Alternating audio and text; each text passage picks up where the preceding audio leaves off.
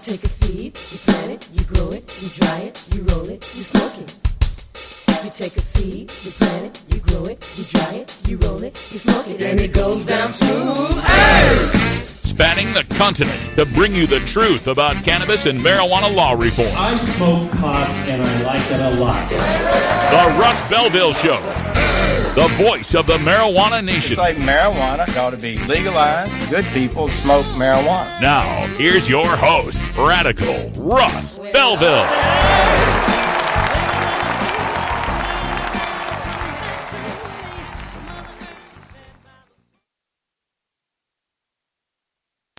It works better when it's plugged in. Good day, tokers and tokettes and non-toking lovers of liberty. It is Monday, March 13th, 2017, and it's got to be 420 somewhere in the world. It's episode number 906, and coming up on today's show, in the news, New Mexico's governor vetoes industrial hemp yet again. In our cannabis focus, Oklahoma's legislature is completely ignoring the will of the people who want to defelonize drug possession.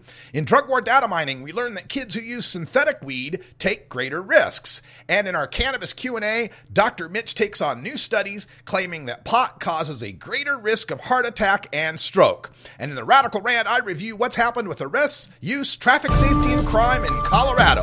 But first, let's get to the cannabis headline news. Covering the latest headlines in consumer cannabis, medical marijuana, and industrial hemp. Now your marijuana headlines in 4 minutes and 20 seconds. This is Cannabis News. This is your cannabis headline news for Monday, March 13th, 2017. Governor Susana Martinez on Saturday vetoed another bill that would have established a research program for industrial hemp, a measure that legislators of both parties said could create enormous business opportunities for New Mexico's farmers. Martinez offered no explanation for her decision, which she announced in a brief statement. Her veto of Senate Bill 6, sponsored by Senator Cisco McSorley, a Democrat from Albuquerque, came only 3 days after she vetoed a more sweeping bill on hemp research, authored by members of the House of Representatives. McSorley's bill had cleared the Senate 37-2 and the House by a vote of 58-8. Martinez's second and final term expires at the end of 2018. President Trump named Scott Gottlieb to head the U.S. Food and Drug Administration. While Gottlieb hasn't said much publicly about marijuana, aside from a few vague tweets, the pick is seen as a blow to reformers who had hoped the nomination would go to Jim O'Neill or Balaji Srinivasan, whose names also had been floated. O'Neill served on the board of directors of a marijuana legalization organization, and Srinivasan has criticized racially discriminatory drug law enforcement. In a related development, the Joint blog had claimed that Gottlieb previously recommended medical marijuana to patients. The blog linked to an interview in which a Dr. Scott Gottlieb said he's written medical cannabis recommendations for, quote, patients with terminal illnesses and MS, end quote. The problem is that the Joint blog had cited the wrong Dr. Scott Gottlieb. The post has since been deleted. Denver, Colorado's mayor is imploring the Trump administration to leave legal marijuana alone. Quote, it would behoove the federal government to put in systems to kind of allow for the system to move forward. And this comes from a guy who opposed it initially, end quote, said Denver Mayor Michael Hancock during a sit-down interview with Next. The Trump administration has sent conflicting signals on whether it will enforce federal laws against marijuana. Mayor Hancock says he's been convinced that legal recreational marijuana is a benefit to the city. Quote, it was never about money for me. The reality is this is about a system that the people have said they want, end quote, said Hancock. Connecticut's continuing fiscal woes, coupled with a new law that fully takes effect next year in neighboring Massachusetts, have prompted state lawmakers to take their most serious look yet at possibly legalizing the recreational use of marijuana for adults. Several bills with bipartisan support that sanction the retail sale and cultivation of pot are currently progressing through the General Assembly. The first bill drew dozens of supporters last week at a public health committee hearing, many lauding the legislation as a way to regulate an illegal industry and potentially deliver millions of dollars for the state's coffers. Democratic Governor Daniel P. Malloy contends Connecticut should first wait and see what happens to its neighbors to the north. 4 Anchorage marijuana shops generated $22,000 in sales tax revenue in January, a city official has said. January was Anchorage's first full month collecting marijuana tax revenue, but the total wasn't much greater than the December revenue. The first Anchorage marijuana shop opened December 15th. Two more quickly followed. In December, $19,880 in sales tax was generated from those businesses, said Bliss Cruz, a manager in Anchorage's Treasury Division. A marijuana sales tax of 5% was approved by Anchorage voters in April 2016. The tax is separate from the state excise tax of $50 per ounce of marijuana bud and $15 per ounce for other parts of the plant, which the grower pays to the state treasury. Going into January, shops across the state faced supply shortages and either closed temporarily or shortened their hours. There are now 6 shops open in Anchorage, Cruz said. Revised rules for the Ohio medical marijuana program expected to debut next year won't allow home delivery, home growing, or smoking of marijuana, but would permit more dispensaries than originally outlined. The Columbus Dispatch reports that the updated rules released by the State Pharmacy Board allow for at least 60 marijuana dispensaries rather than the 40 originally set. The changes also allow the shops to stay open for 2 more hours with a permitted operating window of 7 a.m. to 9 p.m. With the expanded access to those shops, the Pharmacy Board decided against allowing home delivery of marijuana. This has been your Cannabis Headline News for Monday, March 13th, 2017. I'm Russ Belville. In the interest of fair and balanced journalism, the Russ Belville Show presents the anti-drug public service announcement of the day. My brother's friend Rick wanted to do something special for him for his birthday. He bought him some crack. Maybe it was bad stuff. Maybe they just couldn't handle it. That was 2 years ago. Today. Sometimes I think Rick was a lucky one. He died. Happy birthday, buddy.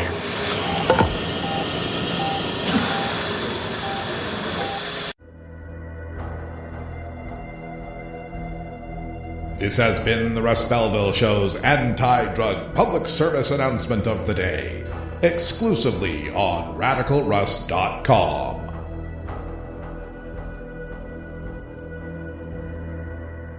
Hey everybody, it's Radical Russ here from 420 Radio, inviting you to be like me and get your ink done at Lucky Horseshoe Tattoo, Fort Worth's most female-friendly, clean, sterile, awesome tattoo shop.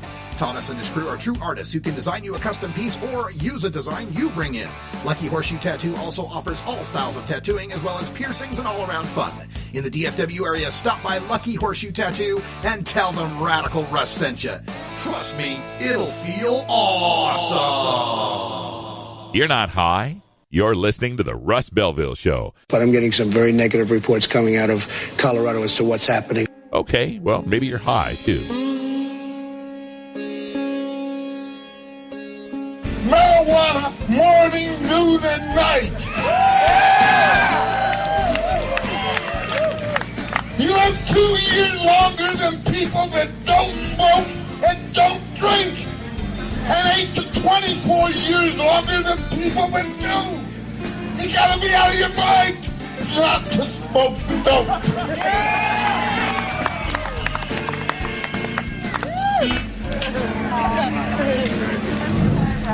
Once you know this, even 2 years longer if you smoke it, if you eat the seed out of 3 million seeds and food stuff on earth, the number one thing in the whole world is hemp from 1 to 100 before you get to soybeans. It's the safest thing you can do in the universe. The world of cannabis is evolving at a frenetic pace. The Russ Belville Show gets behind the headlines to take a deeper look at breaking news in our Cannabis Focus. Today we take a look at a ballot initiative that passed in the state of Oklahoma in the 2016 election. It was State Question 780. And State Question 780 changed certain nonviolent drug-related crimes from felonies to misdemeanors. This is basically a defelonization bill. And the felonies were changed to misdemeanors with a maximum penalty of 1 year in prison and a fine of $1,000, thereby reducing the number and duration of state prison sentences for those crimes. State Question 780 reclassified certain crimes as misdemeanors to save the prison system money, and it had a follow-up ballot question, 781, designed to redistribute the money saved by those reduced prison costs to the counties to fund rehabilitation of criminals.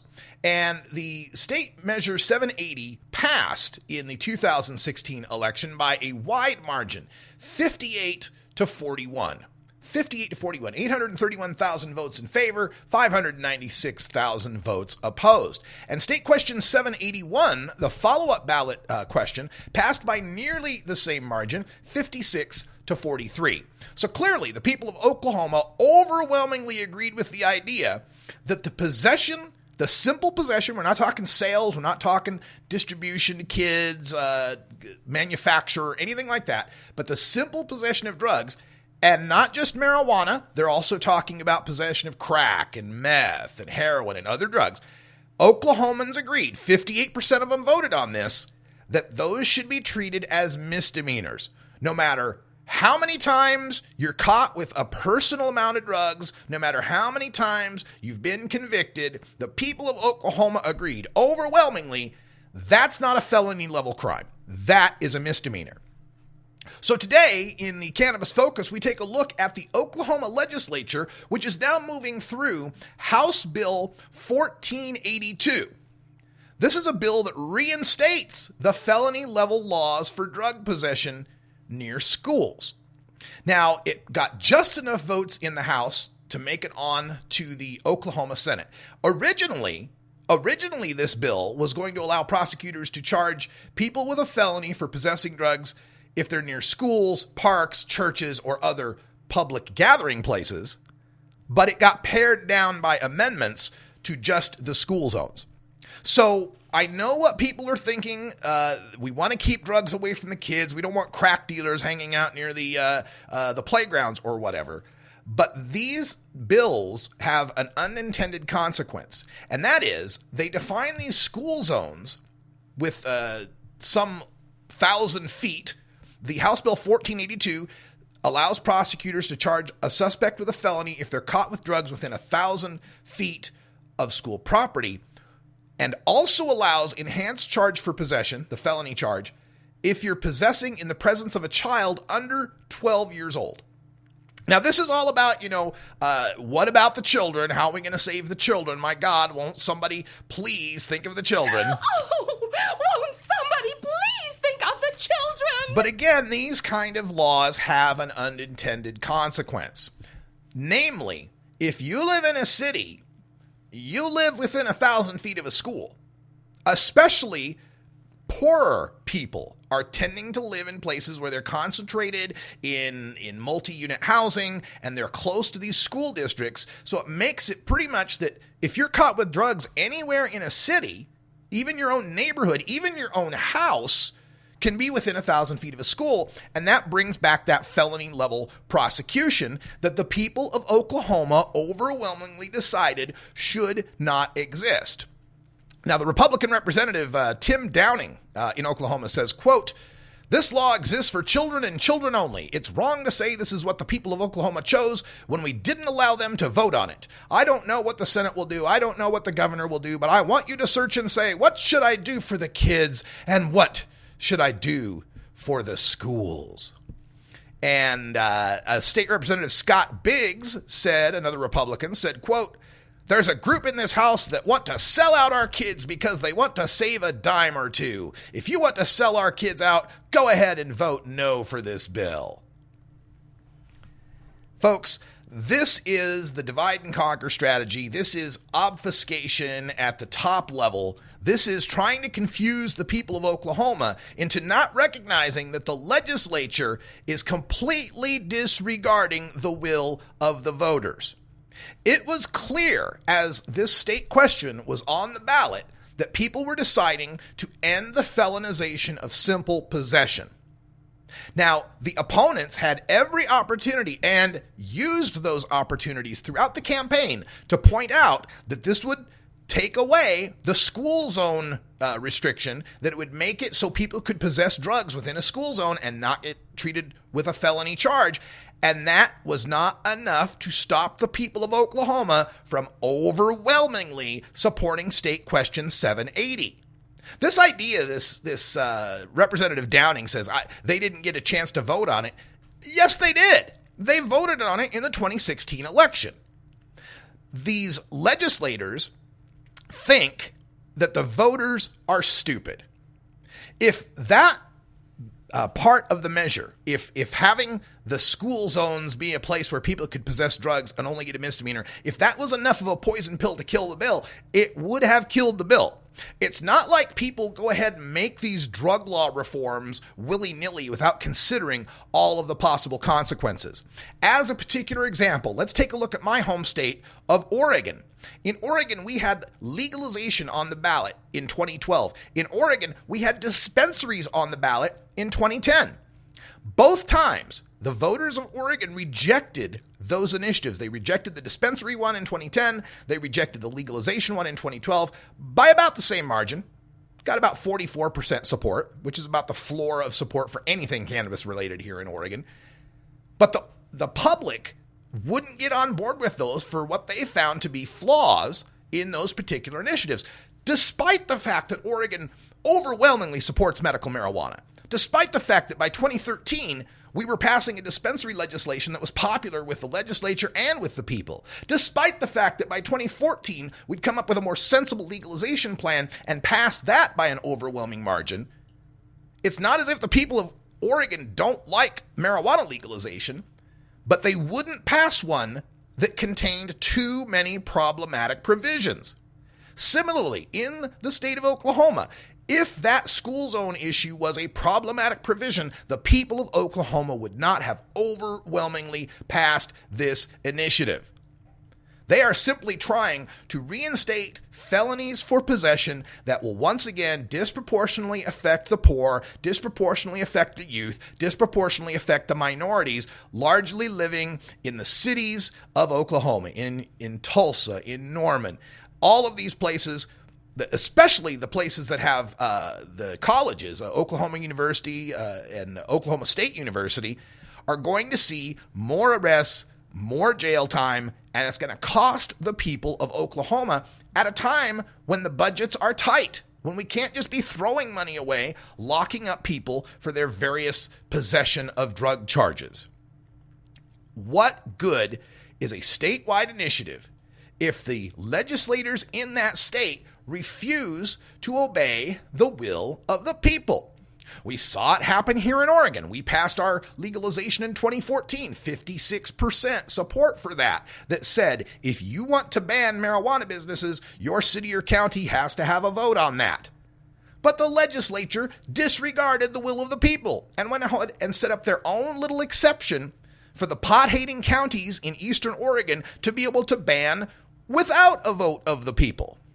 We have the vote of the people in Massachusetts and Maine calling for the regulation of commercial cannabis grows, the regulation of commercial cannabis markets, and the legislatures there are trying to undo key provisions, trying to ban home grow, trying to mandate certain potency limits on products, trying to just completely change what the people have voted for in these initiatives. Now, I welcome legislatures to get involved in reforming marijuana laws. The thing that's really hurting my feelings at this point and enraging me at this point is that they've had all the time in the world to get involved in this particular subject. We've been bringing up the point of marijuana legalization for years now, and and submitting bills. We've been submitting bills and lobbying and asking these legislators to make some sort of substantive changes, and for years they've ignored the issue. They've tabled the bills. They've let them die in committee. But now, when we get the initiatives on the ballot and we get them passed by an overwhelming majority of the people, now they want to get involved? Now they want to apply their wisdom as public servants as to how best to set public policies for cannabis consumption, for cannabis use, for cannabis cultivation? Getting involved a little late, if you ask me. It's time that the politicians recognize that the people have been ahead of them for years on the issues of criminal justice reform, the issues of the drug war, the issues of marijuana legalization, and to take the cue from the people. So everybody does that. Yeah, but Daddy says I'm the best at it. All right, that sound means that it's 20 after 4:20 in the Mountain Time Zone. Happy 4:20 to all of our friends in the Rocky Mountains. We're going to take a break, and when we come back, we got some drug war data mining, a new study on kids and synthetic weed. And then after that, we'll talk about more cannabis science with our own Dr. Mitch Earlywine. Stay tuned. We're back right after this.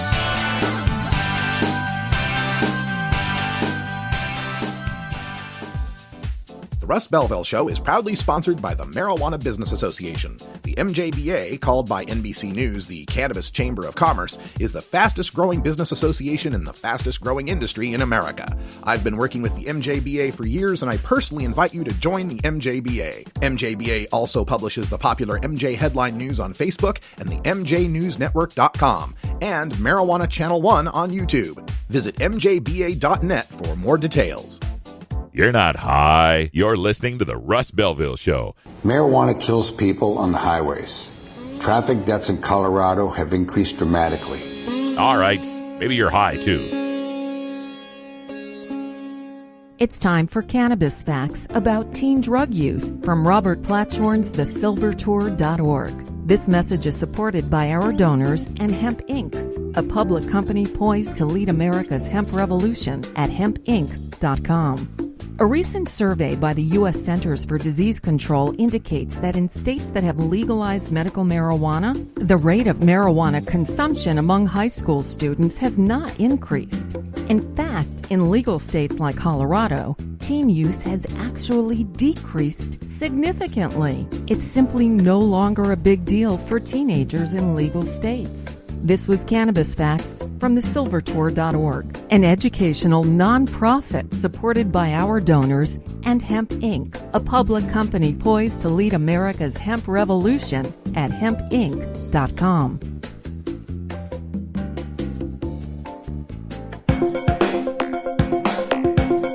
Promoting the end of adult cannabis prohibition is easy because we have facts, science, reason, compassion, evidence, truth, and logic on our side. It's even easier when researchers catalog it all for us. Learn how to gather the facts on marijuana use, arrests, seizures, rehabs, drug tests, and more on this edition of Drug War Data Mining. Today in the Drug War Data Mines, we take a look at a report on livescience.com entitled Fake Weed Linked to More Risk-Taking Than Real Marijuana. Teens who use fake weed or synthetic cannabis may be more likely to engage in risky behaviors than those who use only marijuana, a new study finds. High school students in the study who used synthetic cannabinoids had a much greater likelihood of using other drugs and engaging in risky sexual behaviors compared to high school students who had used only marijuana, researchers found. Quote, the findings illustrate a dramatic difference in the association with risky health behaviors by type of marijuana use, end quote.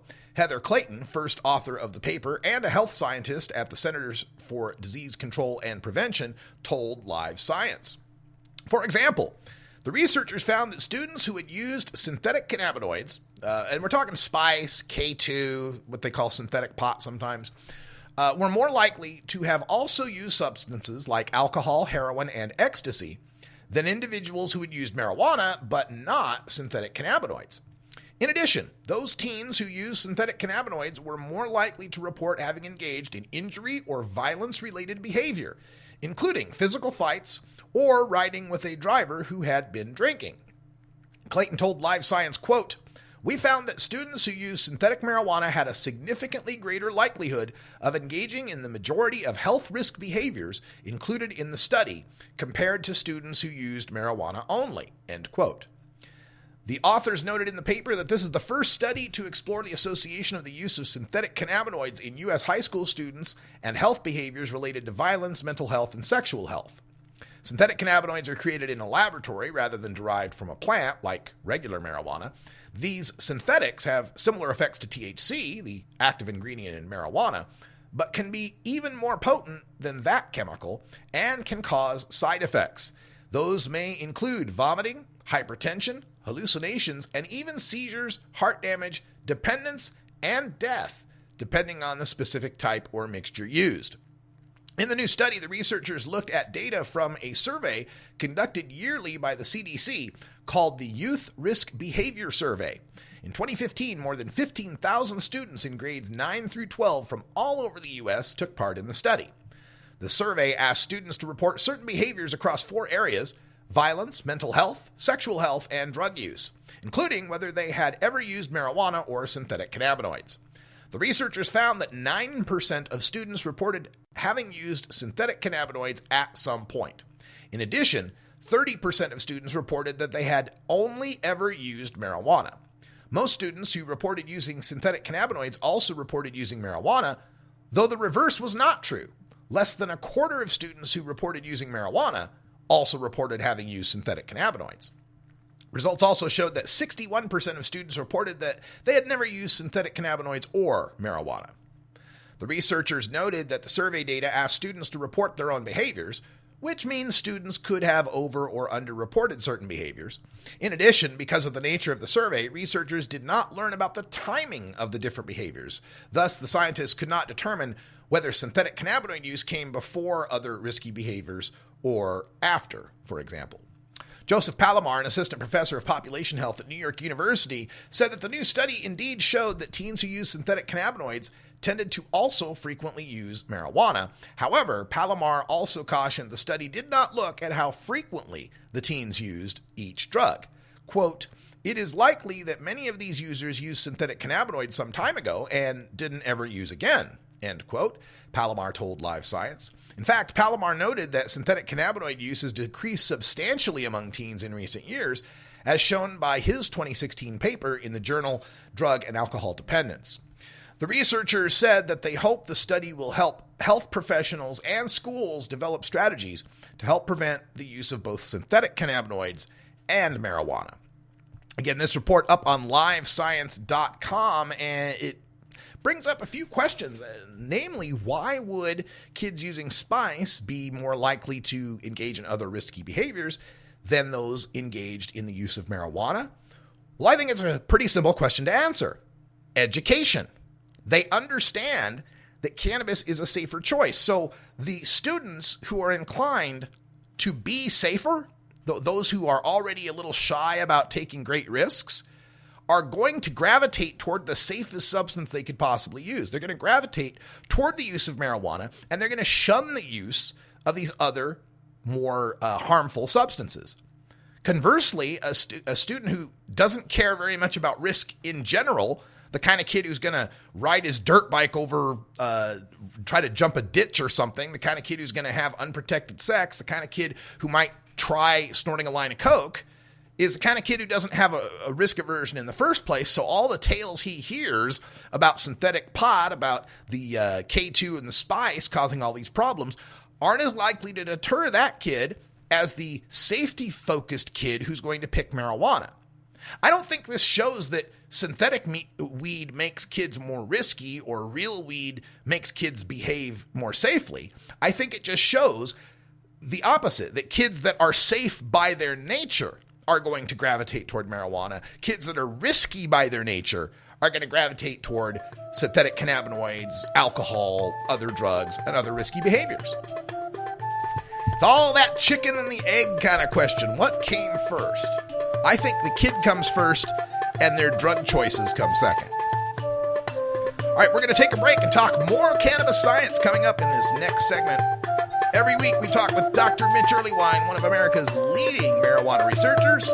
That's coming up live next here on The Russ Belville Show.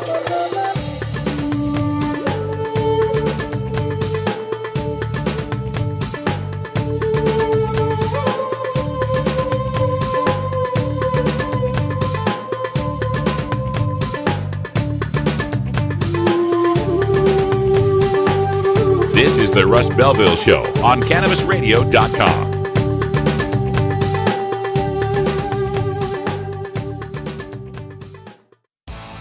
everybody, it's Radical Russ here from 420 Radio, inviting you to be like me and get your ink done at Lucky Horseshoe Tattoo, Fort Worth's most female-friendly, clean, sterile, awesome tattoo shop. Thomas and his crew are true artists who can design you a custom piece or use a design you bring in. Lucky Horseshoe Tattoo also offers all styles of tattooing as well as piercings and all-around fun. In the DFW area, stop by Lucky Horseshoe Tattoo and tell them Radical Russ sent you. Trust me, it'll feel awesome. You're not high.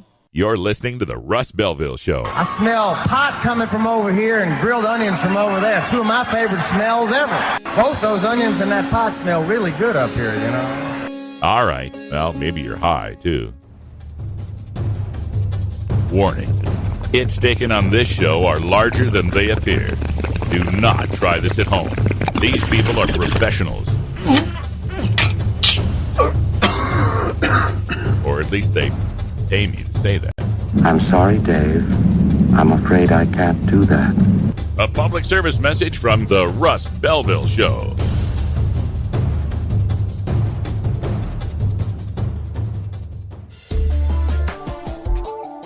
It's time for the Russ Belville Show's Cannabis Q&A with Dr. Mitch Earlywine. Dr. Earlywine is a professor of psychology at the State University of New York at Albany and a leading author and researcher on cannabinoids and health, who pins the Ask Dr. Mitch column for High Times magazine.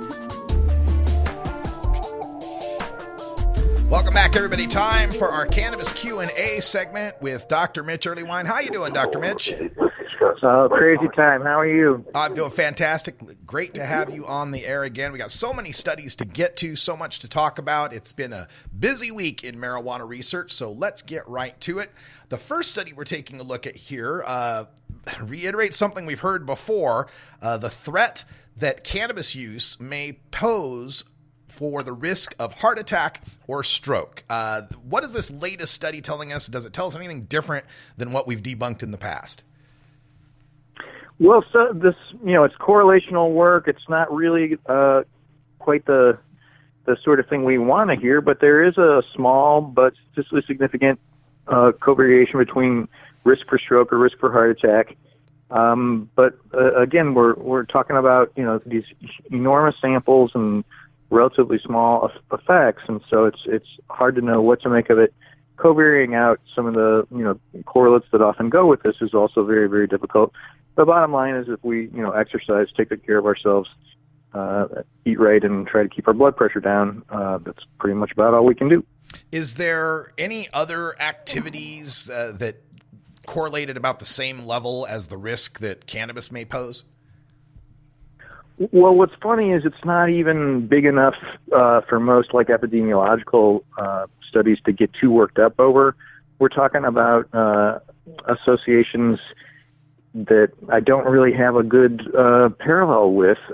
Anytime you're less than doubling your risk for something, usually folks just say there's statistical significant thing here, but it's not enough to make a lot out of. And we're way below that. I think the cardiac risk was only up by 10% and 26% on the stroke. Okay, kind of like if I buy 2 tickets for the Powerball, I've doubled my chances of winning. Exactly, but it's still so small, and now this is like buying 1 and a 4th. tickets.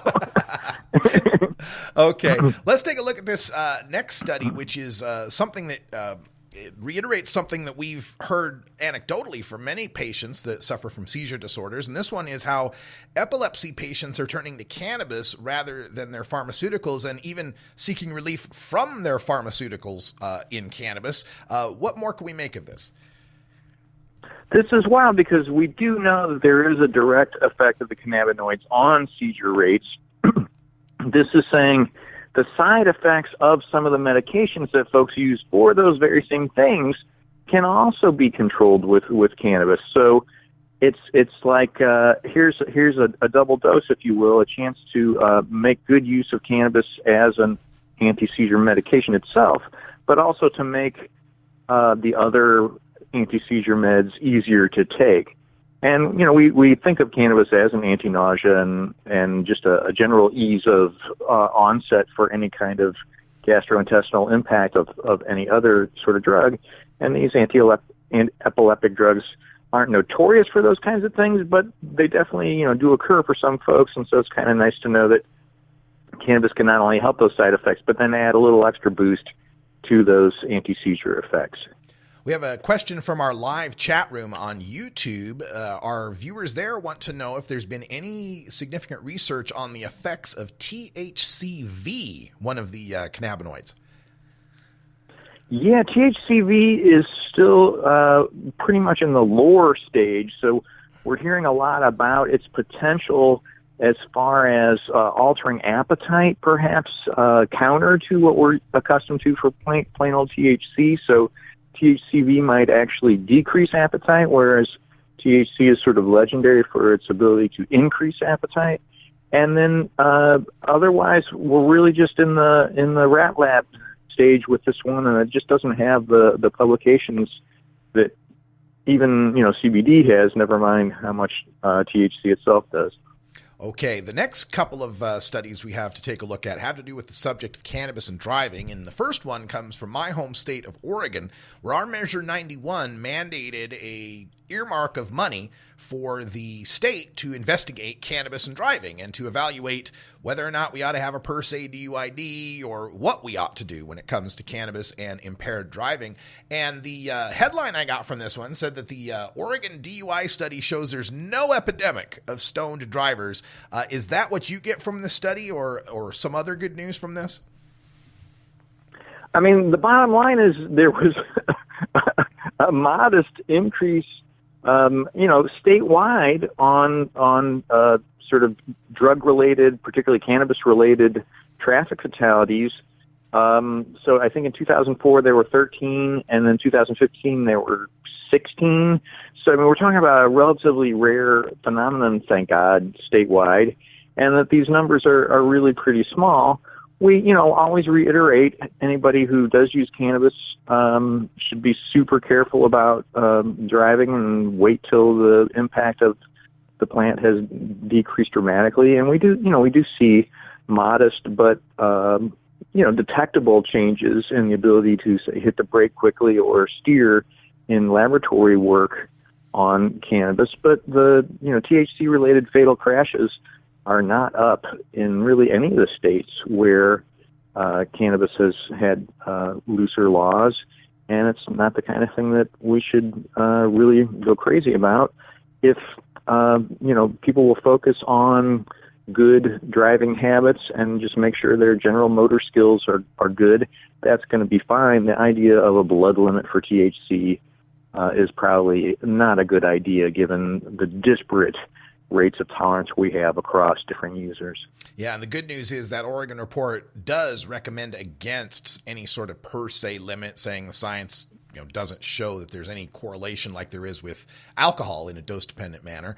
The follow-up we've got on this comes from Colorado, where there was a survey of Colorado's cannabis consumers, and they found that 57% of the cannabis consumers in Colorado admitted that they had driven at least once within a 2-hour window after consuming cannabis. My fear is that this kind of information would be taken by lawmakers to say, we need to detect whether someone's used within 2 hours, regardless of whether or not they're impaired by that. What do you make of this data, this survey data?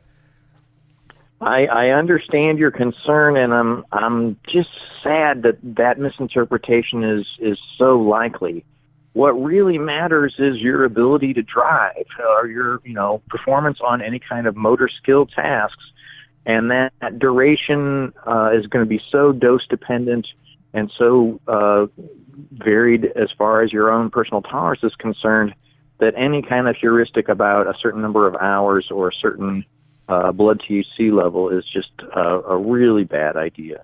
Yeah, I'm concerned because of the technology that's being developed with respect to breath testing, which they say only detects THC in the breath within a 2-hour window, and I'm afraid they'll match that technology with statistics that say, well, in general, the general population, people that drive within 2 hours, are going to be impaired. What can we do to fight back against that? What kind of science would we use in that battle? I mean, we really do have some pretty compelling evidence that the roadside sobriety tests have a lot more promise. And so I would be much more interested in if, you can walk a straight line and juggle and ride a unicycle than I can if you can pass a breath test of THC exposure. All right. We'll keep our eye on that and try to educate as many people as we can, especially some of the decision makers, to understand the science behind cannabis and driving impairment. Now, we've reported many times on the science between cannabis and cancer, all the way back to Dr. Tashkin in 2006, finding less incidence of head, neck, and lung cancer among cannabis consumers. This latest study claims there is less risk of bladder cancer among cannabis consumers. Give us the details on that, Dr. Mitch. I mean, it's wild because, anytime we have something correlational like this going in the other direction, I'm always saying, hey, we really need a replication and we have to be super concerned. But this is one that's shown up previously, and something that I don't want to let folks think, hey, your risk of bladder cancer is going to drop simply by using the plant. But we've got some pretty impressive data as far as this goes. It's just that this type of cancer is relatively rare, and so I don't want to make too much of it. Just as we were sort of joking about the same thing with buying the lottery ticket, buying a bad lottery ticket is also a possibility with these kinds of cancers. So if you can do anything you can to avoid bladder cancer in particular, don't smoke those nasty cigarettes. It's still worth doing. You may have a slight buffering effect if you do use cannabis, but don't count on that. Do everything you can to take good care of yourself. So is that a suggestion that there's a tendency to overblow these correlations when something's negative about cannabis and to underreport them when something's good? Sad but true. So I do feel like this is one that actually has replicated now. It's not a halving of the rate of, just as I was saying, hey, we got to double something before we should get too concerned about it.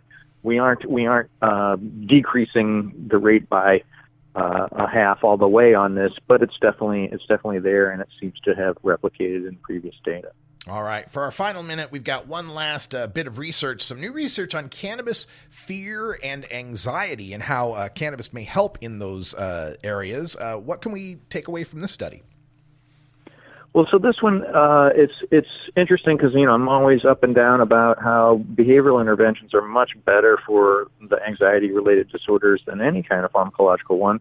But this one really does focus on cannabidiol, which isn't psychoactive in the first place, as we've mentioned. And this is another phenomenon where we've got multiple data sets now all pointing that, small doses of CBD really can have an impact on basically just the way anxious stimuli are processed. And there's really no, negative side effect with CBD. So it seems like the potential for giving this a chance seems really worth it, and it's not like there's anything to worry about. I still would encourage folks to seek a nice self-help book on anxiety, or go ahead and see a therapist a few sessions. But this is such a promising and low side effect kind of treatment that a pure CBD intervention seems like it's worth trying. All right, sounds good. Dr. Mitch Earlywine joins us every Monday to discuss cannabis science here on the show, but you can also get a hold of him directly through email and keep it private if you like by emailing 420research@gmail.com. That's 420research@gmail.com. Dr. Mitch is also the host of Burning Issues on CannabisRadio.com, a weekly podcast. We'll give you 30-minute updates and interviews on the latest in cannabis science. Dr. Mitch, thanks for joining us, and we'll talk to you next week. Take care. All right, stay tuned, folks. When we come back, time for a radical rant on what has happened in Colorado since they've legalized marijuana. This is the Russ Belville Show on CannabisRadio.com. You know Herb Thrasher from the Herb Thrasher Flower Hour. Now get ready for Herb Age Designs for the proud cannabis consumer. Herb Age Designs, lifestyle gear for the 420 friendly. Herb Age Designs, we've got Frisbee golf discs and durable hemp gear. Herb Age Designs, we've got shot glasses, drinking glasses, coffee mugs, and beer cozies. Check us out on Facebook and online at herbagedesigns.com. And follow Herb Age and Herb Thrasher on Twitter. You're listening to the Russ Belville Show. We have 4 times the incarceration rate on a percentage basis of any country in the world, and second place is New Zealand. You can find Radical Russ online everywhere. Warning, hits taken on this show are larger than they appear. Do not try this at home. These people are professionals. Or at least they pay me to say that. This sucks. I hate... Yeah. A public service message from the Russ Belville Show.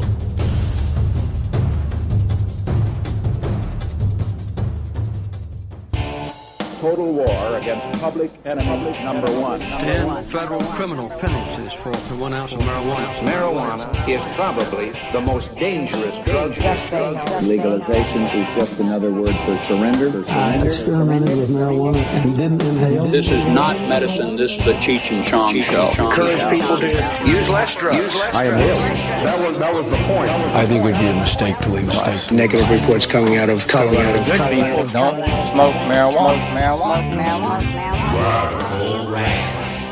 Today in the rant, we take a look at what's happened in Colorado since marijuana was legalized. Because every so often, some prohibitionist shill will erupt onto the internet with some blather about how Colorado's gone to hell in a handbasket since the legalization of marijuana for adult use in 2012. Sometimes it's Kevin Sabet, the Joker to my Batman, trying to ensure pot smokers are forced into drug courts so they can become clients of big rehab. Or sometimes it's an elected official spouting some reefer madness nonsense that was debunked decades ago. Whether it's the gateway theory that marijuana is going to lead straight to heroin, whether it's marijuana potency's increased by 9 billion% since the 60s, whatever it is, there's always somebody out there that gets my attention, and I can always count on somebody typing something stupid enough to goad me into dropping some science in response. This time, however, it was one of our own. This guy came across my Facebook feed complaining that legalization, with scare quotes, has ruined everything in Colorado. Oh no, legalization has ruined everything in Colorado. They lamented that before legalization, there was all manner of marijuana smoking events, but now most of them get shut down. Can't even have a cannabis cup in Denver. This post complained that before legalization, nobody ever got busted for public consumption, but now there's public consumption tickets happening all the time. This post also complained that because of legalization, there's all these new crimes that tokers could be busted for, and they still get busted disproportionately if they're black, Latino, and young. Now, to be fair, there are some kernels of truth in that mountain of bullshit. Public consumption tickets in Colorado courts have skyrocketed. In Denver, the public consumption tickets have gone through the roof. And where we used to be able to hold cannabis cups in Denver, yeah, it's true, they are no more.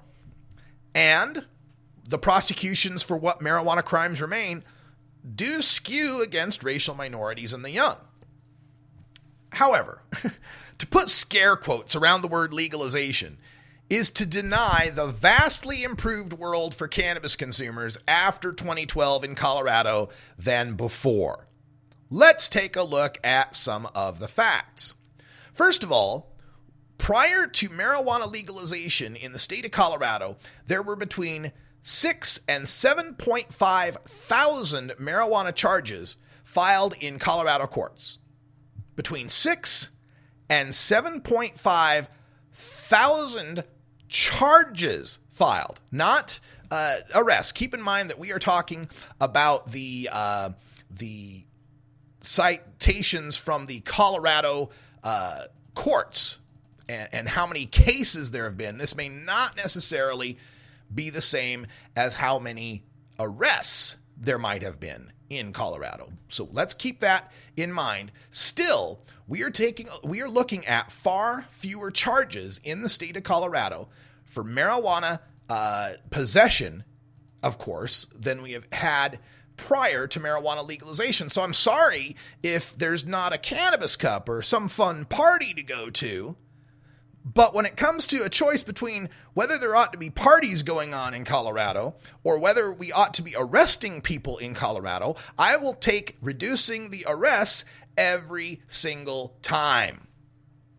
Now, taking a look at the cultivation cases, there used to be around 300 cultivation cases filed annually before Colorado legalized home grows of 3 mature plants for all adults. There have been less than 100 cases filed since legalization passed. So we went from 6,000 to 7,500 marijuana possession charges to fewer than 250. We gone from 300 cultivation cases a year to fewer than 100. And that's not all. Not just the stuff that we legalized, the less than an ounce possession and the less than 6 plant gardens, 3 mature. Not just that, but since most busts of greater marijuana offenses begin when the police officer or his canine claims to smell marijuana, eliminating that contraband status of marijuana has also reduced charges filed for greater amounts of marijuana or cannabis plant counts. In fact, non-possession cases in the Colorado courts, every case that had to do with something other than possession, declined from about 1,000 a year to around 600 a year. And yes, it's true, the public consumption cases went through the roof. Most of them are tickets that people don't take to court and they just pay them off, right? But for the people that are fighting those tickets in court, the average was about 67 a year in the 3 years prior to legalization. Now that average is up to about 128. So more people are having to fight public consumption tickets. And that's a tiny sliver of the total number of tickets that have been issued annually. So yeah, there's been an increase in the public consumption tickets. And yeah, the way to deal with that is to create public consumption lounges and special event licensing and so forth.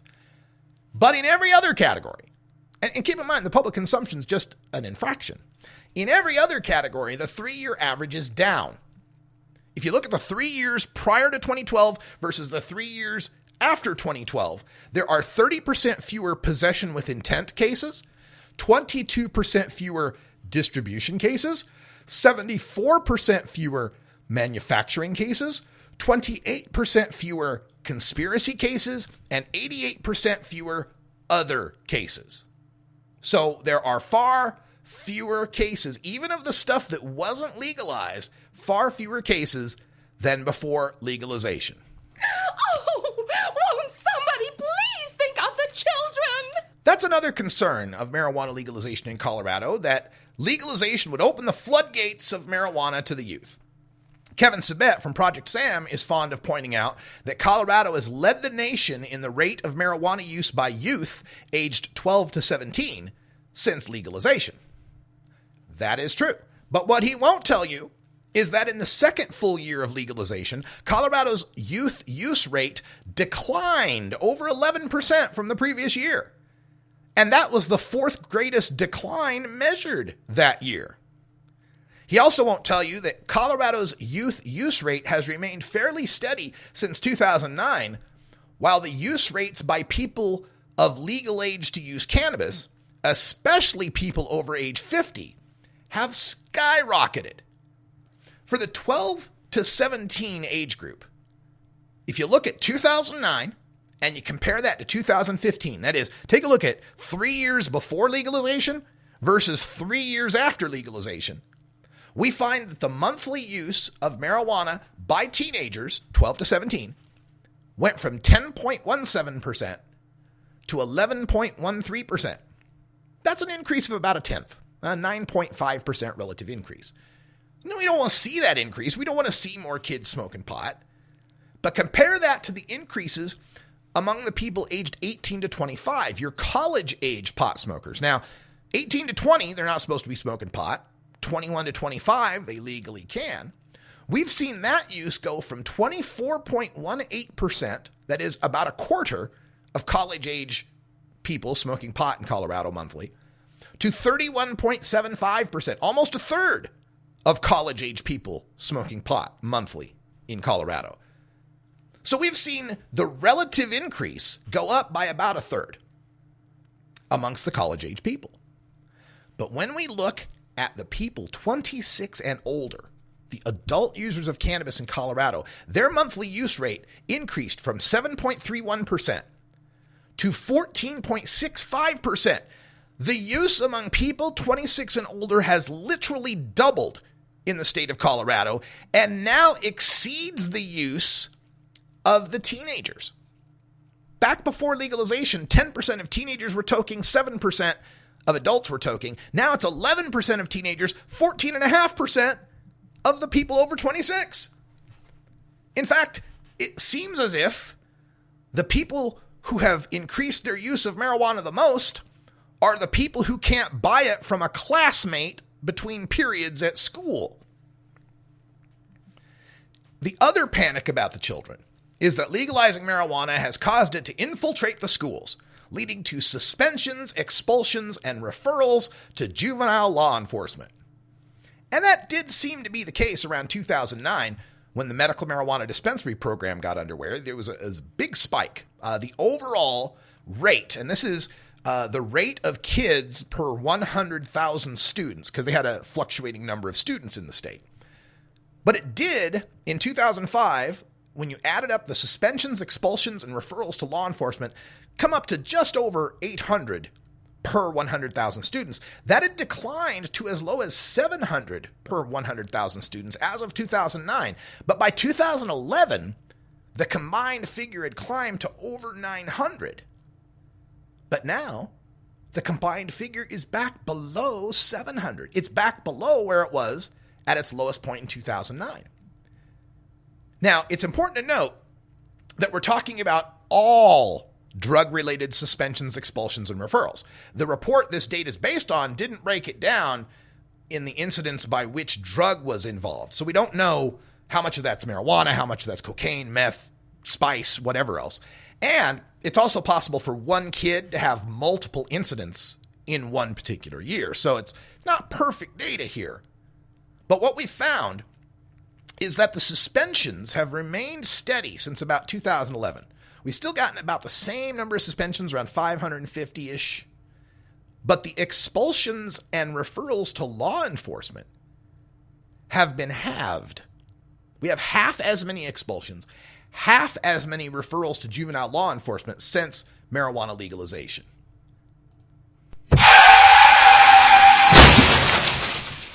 Another worry was that legalizing marijuana would lead people to drive stoned on the roadways, leading to increases in DUIs and highway fatalities. But information from the Colorado Judicial Branch's annual reports shows that on a per capita basis, there have been fewer charges of DUI since 1992 every single year, except 1999. It's gone down every year.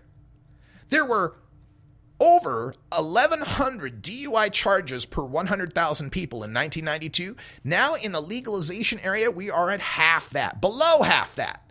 Just over about 420, believe it or not. We had a statistically significant decline in DUI charges every year. However, there is a warning here. Since legalization in 2012, there's been a disturbing annual increase in traffic fatalities. There were 447 in 2011. That went up to 474, 481, 488, and 546 in 2015. And preliminary figures from Colorado Department of Transportation shows that the number will be over 600 in 2016. But that increase in fatalities is mirroring a larger trend throughout the nation as a whole. According to the National Highway Traffic Safety Administration, job growth and low fuel prices led to more driving.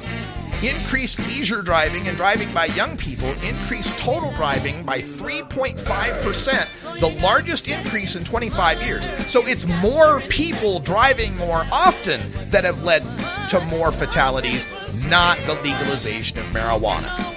That's all the time we got for Hour 1 for you podcasters. Thanks for joining us. For you listening live on YouTube or RadicalRuss.com, we're back with Hour 2 right after this. We're taking a look at Project Sam trying to stop legalization in Vermont and Rhode Island. I'm Radical Russ. Until next time, take care of each other, tokers. This is the Russ Belville Show. The Russ Belville Show is blogging and podcasting daily at radicalruss.com. You take a seed, you plant it, you grow it, you dry it, you roll it, you smoke it. You take a seed, you plant it, you grow it, you dry it, you roll it, you smoke it. You take a seed, you plant it.